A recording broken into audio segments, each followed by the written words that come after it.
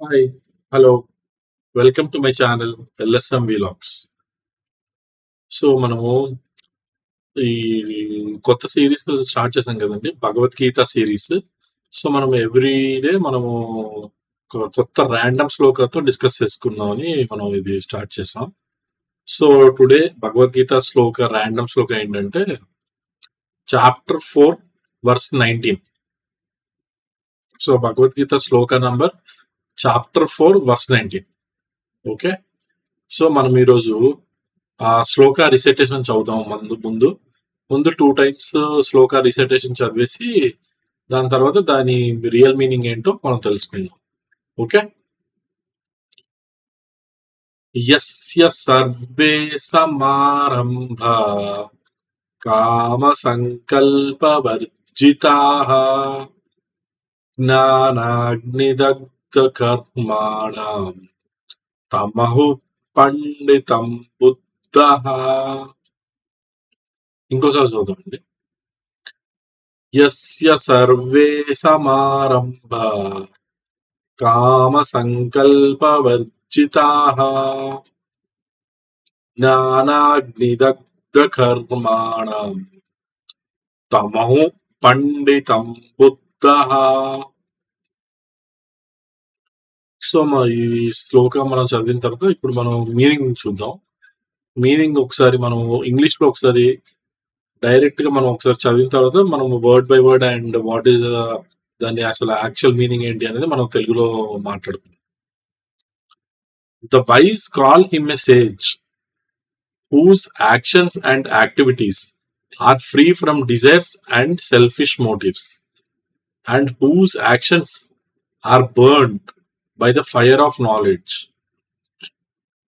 ఇక్కడ శ్రీకృష్ణుడు మన అర్జునుడికి చెప్తున్నాడు ఏంటి అంటే వైజ్ అంటే రియలైజ్ అయిన వాళ్ళు, సెల్ఫ్ రియలైజ్ అంటే చాలా ఇప్పుడు వైజ్ అంటే ఎవరంటాం అంటే చాలా గొప్ప వాళ్ళు అంటే బుద్ధ, ఇంకా లేదంటే స్వామి వివేకానంద, అలా పెద్ద పెద్ద వాళ్ళని వైజ్ మెన్ అంటాం అనమాట.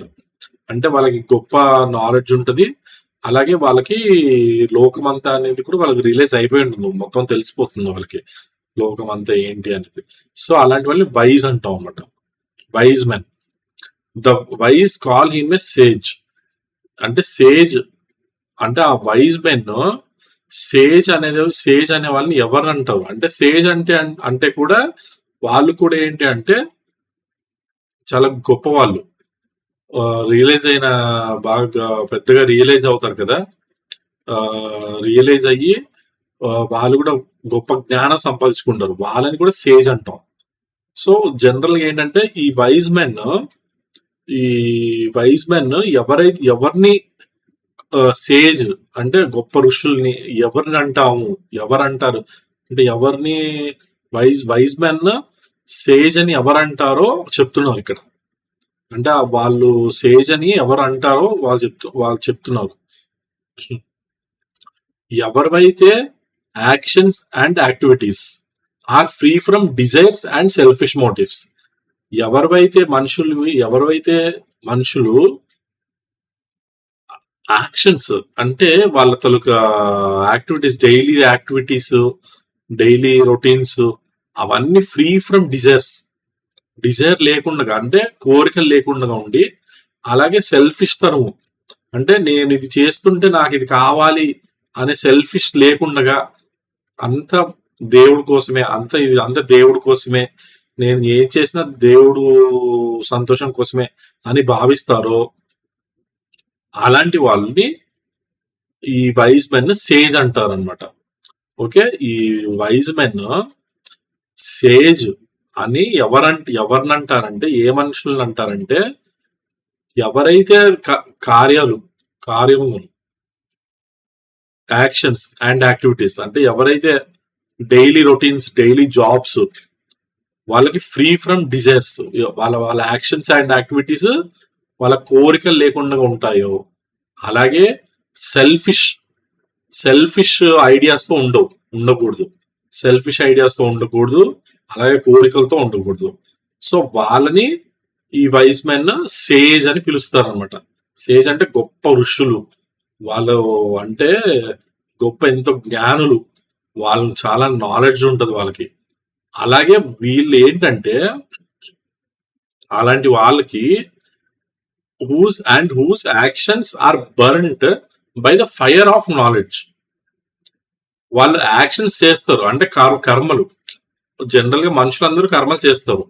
కానీ ఈ స్పెషల్ మనుషులకి ఈ యాక్షన్స్ చేస్తుంటే ఈ కర్మలు చేస్తుంటే అవన్నీ బర్న్ అయిపోతూ ఉంటాయి అన్నమాట. వాళ్ళకి ఏం ఉండవు ఇంకా కర్మలు. అంటే వాళ్ళు ఎన్ని కర్మలు చేసినా అది ఎఫెక్ట్ అనేది జీరో ఉంటుంది. అదంతా దేవుడి కోసమే అన్నమాట వాళ్ళు చేసేదంతా. సో వాళ్ళు పని చేసినా చేయకపోయినా ఒకటేలాగా ఉంటుంది. కానీ వాళ్ళు పని చేస్తూనే ఉంటారు. ఆ పని చేయడం వల్లనే అది కర్మలు అనేది వాళ్ళకి జీరో ఎఫెక్ట్. అది ఎలా బర్న్ అయిపోతాయి అంటే వాళ్ళకున్న నాలెడ్జ్ వాళ్ళకున్న నాలెడ్జ్ తోని అవి బర్న్ అయిపోతాయి. అంత డీప్ నాలెడ్జ్ ఉంటుంది. ఏ నాలెడ్జ్? సెల్ఫ్ నాలెడ్జ్ అంటే ఆత్మ ఆత్మ మన లోపల ఉన్న బ్రహ్మన్. ఆ బ్రహ్మన్ ఉన్న నాలెడ్జ్ తోని ఆ కర్మలు అనేటివి బర్న్ అయిపోతాయి. అంటే వాళ్ళకి అంత నాలెడ్జ్ ఉంటది అనమాట. ఆ నాలెడ్జ్ తోని వాళ్ళు వాళ్ళు చేసే కర్మలన్నీ బర్న్ అయిపోతాయి అలాగా. సో వాళ్ళు చేసేది ఏమి ఉండదు. కానీ వాళ్ళు చేస్తూనే ఉంటారు. వాళ్ళు ఎంత చేసినా చేస్తూనే ఉంటారు. కానీ ఎఫెక్ట్ మాత్రం జీరో. అలాంటి వాళ్ళు వాళ్ళకి లైఫ్ సైకిల్ అనేది ఉండదు. అంటే డెత్ అనేది ఉండదు, బర్త్ అనేది ఉండదు. వాళ్ళు దేవుడి దగ్గర చేరిపోతారు అనమాట. వాళ్ళు ఎప్పుడు ముక్తి సంపాదిస్తారు. దేవుడు ముక్తి.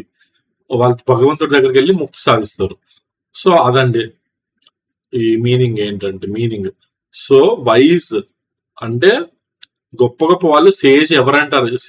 గొప్ప వాళ్ళు ఎవరిని సేజ్ అని పిలుస్తారో వాళ్ళ లక్షణాలు చెప్తున్నారు ఇక్కడ. వాళ్ళు ఎలాంటి వాళ్ళు ఉంటారంటే వాళ్ళ యాక్టివిటీస్ కోరికలతో ఉండవు, ఎప్పుడు సెల్ఫిష్ డిజైర్స్ తో ఉండవు. అలాగే వాళ్ళ చేసే కర్మలన్నీ వాళ్ళ ఉన్న నాలెడ్జ్ తోని బర్న్ అయిపోతాయి. అవి బర్న్ అయిపోయి వాళ్ళు ఎప్పటికైనా దేవుడు ముక్తితో సంపాదించి దేవుడి దగ్గర స్థానం అనేది పొందుతారు.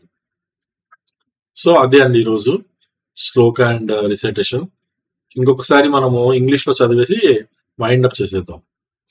The wise call him a sage whose actions and activities are free from desires and selfish motives and whose actions are burned by the fire of knowledge.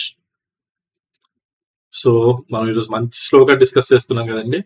అలాగే మనం నెక్స్ట్ సెషన్ లో మంచి శ్లోకతో కలుసుకొని మంచిగా మీనింగ్ చదువుకొని సో మనం life లో progress అవ్వడానికి చాలా హెల్ప్ఫుల్ గా మనం అవుతుంది భగవద్గీత అనేది. సో మనం ఎవ్రీడే అలాగే సెషన్ రిసైట్ చేసుకుని భగవద్గీత శ్లోక అండ్ మీనింగ్ చదువుకొని మనం లైఫ్ అనేది ఫార్వర్డ్ చేసుకుందాం. Okay, thank you.